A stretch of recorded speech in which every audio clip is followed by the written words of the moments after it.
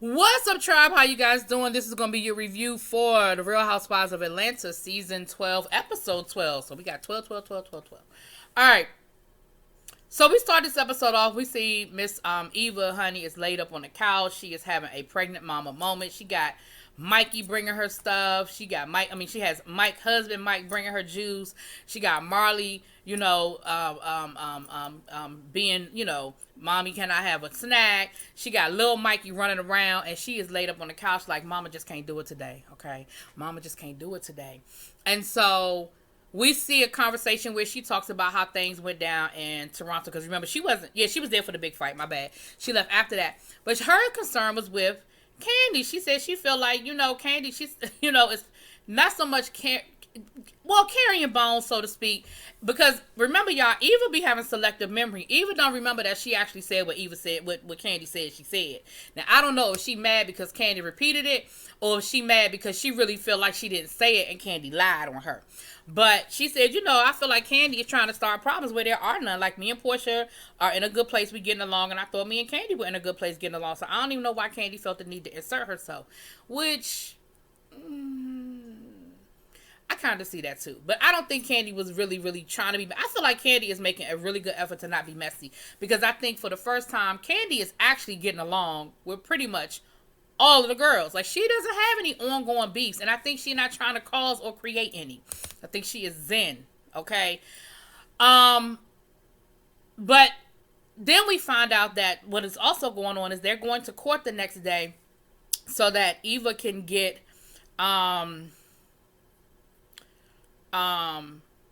custody. I mean, not custody, I'm sorry. To change Marley's name, to legally change her name to Sterling from McCall. We don't need to rehash, but we know that Eva and Kevin McCall have a very tumultuous history. She's accused him of being an abuser and domestic violence, and we see that he's been arrested in other domestic violence situations. So, I say allegedly, but there's history out there. And she said that, Michael, they've been dating since Marley was like 15 months old, or have known each other. She said he came into her life. And so this is just the first step in moving towards adoption. Eva has full custody, and, all her parental rights and what have you. And so they're going to court. And, I think a lot of her emotion was, some of it I think was actually coming from, being pregnant, but I also think a lot of it was coming from just legit her loving Michael and, wanting her daughter to have his name and just that whole thing. And I could feel her on it. And I'm not going to prolong this. They go to court and they get the decree. And so Marley's last name officially now is Sterling. It is no longer McCall. And she said that is the first step in adoption. And what we found out is that Michael is actually adopted. And so, he loves Marley like his own. He claims her, as his firstborn. And so it was a beautiful moment. It really was. And I was happy for Eva. I'm happy for their family, and their family dynamic. Okay, moving on. So the ladies go to the spa. We have Kandi, Portia, Marlo, and Tanya hang out at the spa. Now, this is the same spa that they went to 5 years ago and acted a plumb damn fool. But we back. We doing, we acted like we got a little bit of sense, and they're at the spa, and of course they're rehashing what went down in Toronto. They were talking about how much they had a really good time, and they were really thanking Tanya for inviting her, including them in the whole carnival thing. Then they talk about the conversation that was had at the last dinner and how Kenya was sort of throwing out innuendos and throwing some shade and throwing some slick moves. And everybody agreed that Kenya was talking about Tanya. Now, we know that Kenya was talking about Tanya because we saw the flashback to them talking to the cookie lady. Now, Kandi was sitting there. Kandi looked so cute. Her makeup and her cute little bob looked so cute in this scene. Kandi was real cute. But what we definitely saw in this scene was, Kandi knew. Kandi, they had already told Kandi about this conversation with the cookie lady. So Kandi was sort of sitting there like, But everybody agreed that she was talking about Tanya. And Tanya even said, yeah, I felt like she was throwing a little bit of shade towards me, but I'm not going to let her mess up my happy home, honey. I'm not going to let her throw her shade and insinuate that life ain't good between me and my boo, because life is, and it is what it is. So then she said, well, she better not come for me because I got some tea on, honey. Let me turn this thing off. You know, you be getting in group chats and stuff, child. She said, well, I got some tea for y'all. She said after Kenya left, Kenya called her and said, hey, I left something at the hotel. Can you bring it home? Is it okay if you bring it home? She said she went to the front desk and it was a package and it was sealed up.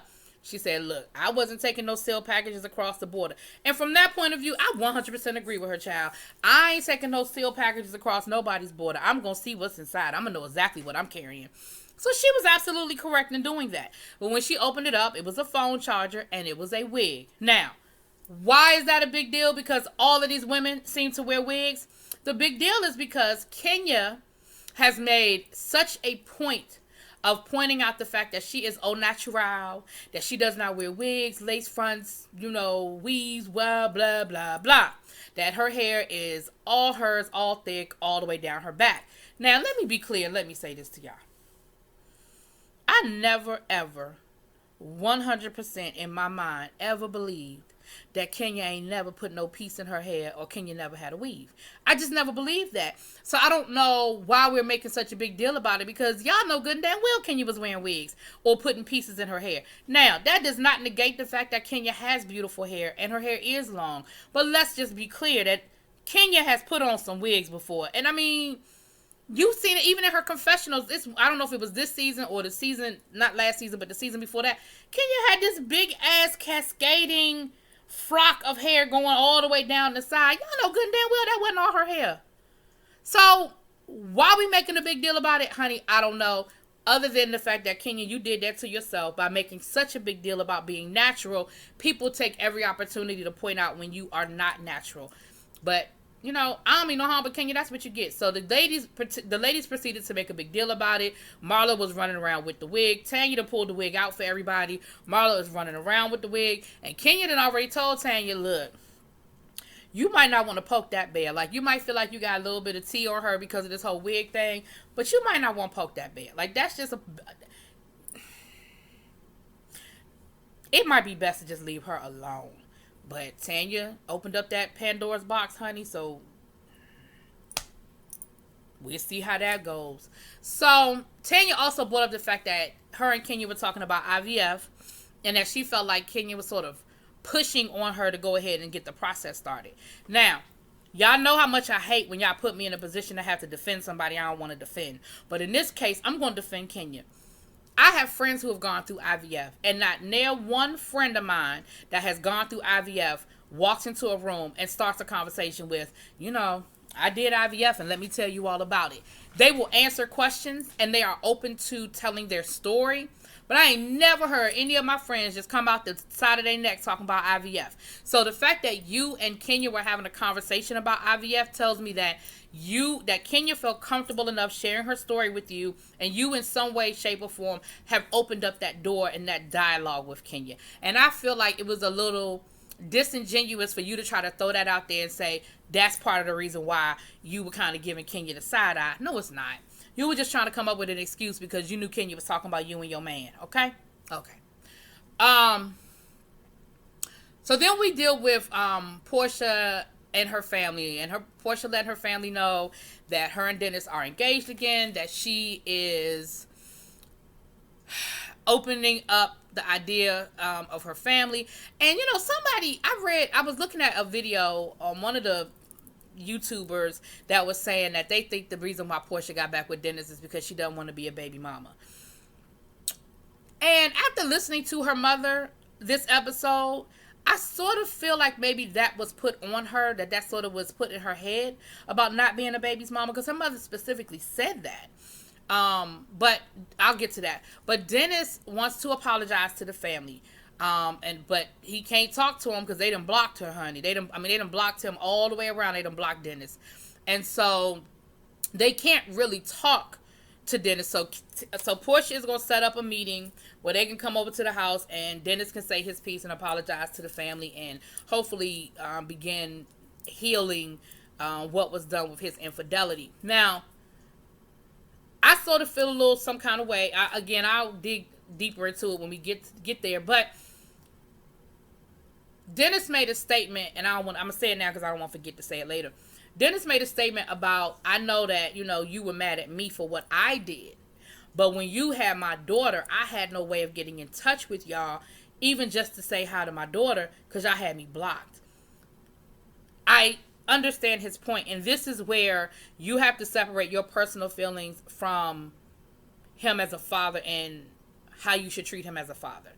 And I understand being upset with him and not wanting to talk to him outside of as it relates to his child. But blocking him altogether so that he has no contact when he knows that that's where his daughter is, felt some kind of way about that. I didn't think that was necessarily right, but I understand that was probably done out of emotion and not so much, you in your feelings. Anyway, moving on. So, Kandi, Cynthia, and Kenya have lunch. And y'all know what the lunch was about, honey.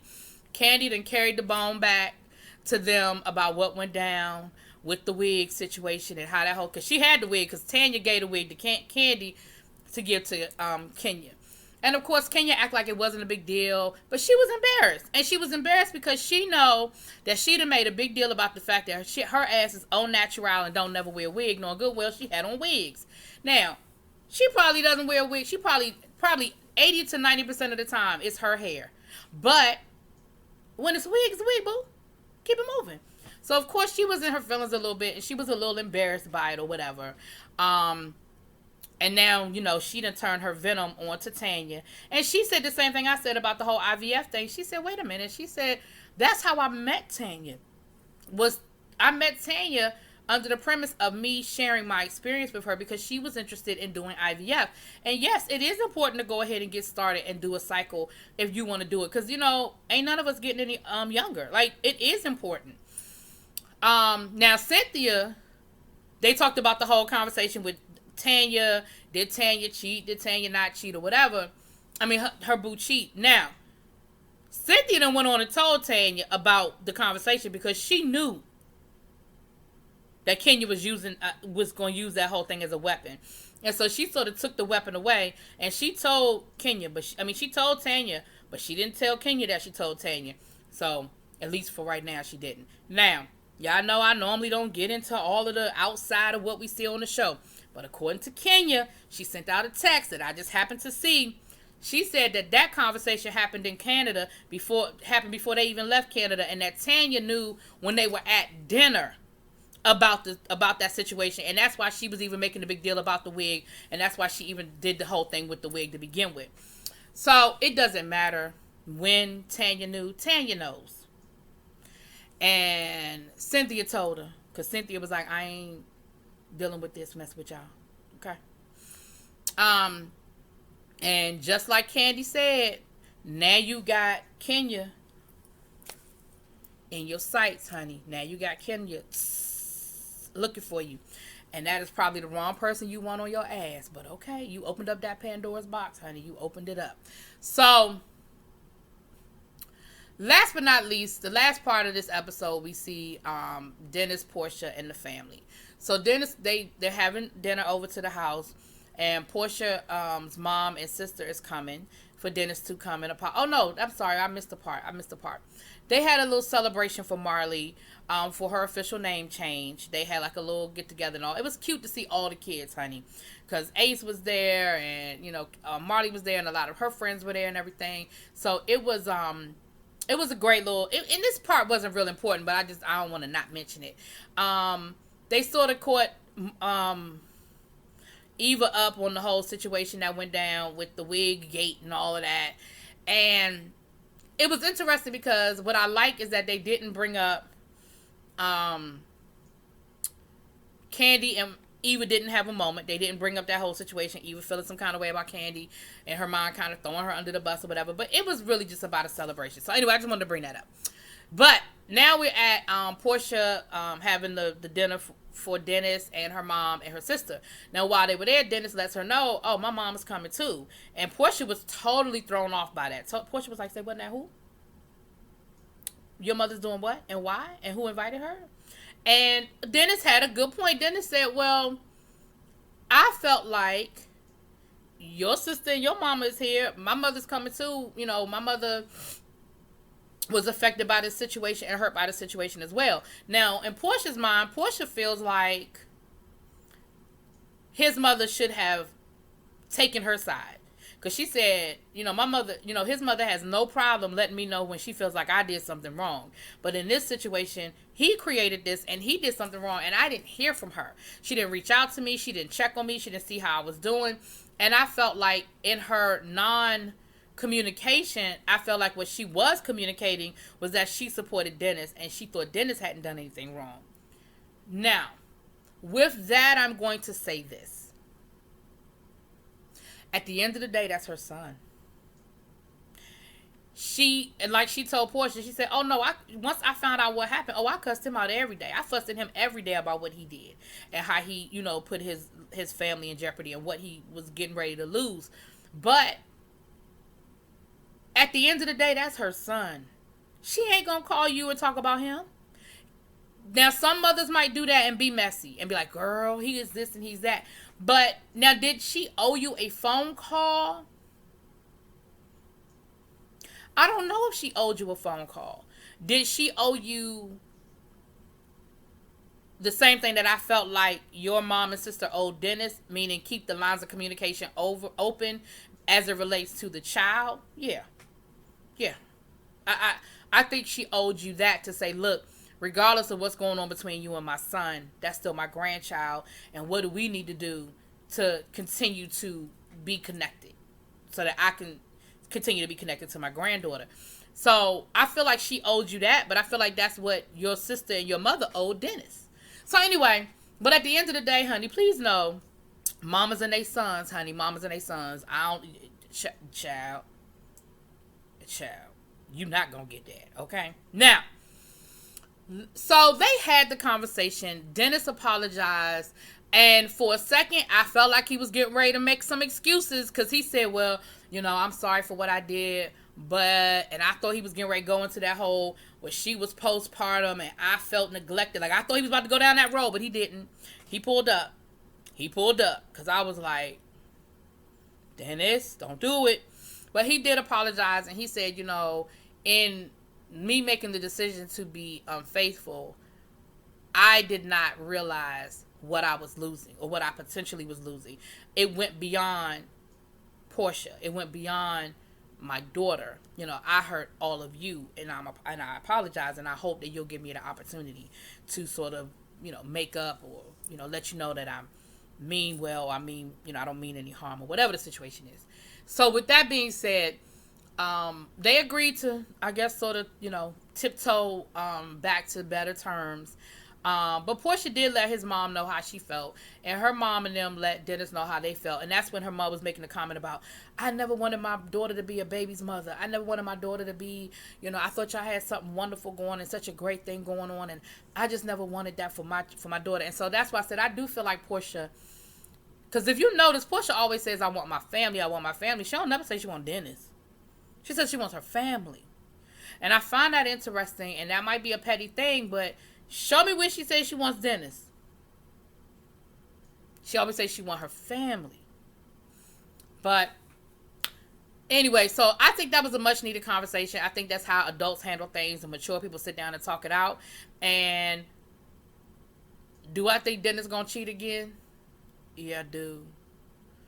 So I hope that this conversation will serve as the blueprint for the next time it happens, how they should handle communication with each other as it relates to the baby moving forward. Because I think it's only a matter of time. But that's just my 2 cents. Y'all let me know what y'all think. Drop it in the comments. Peace.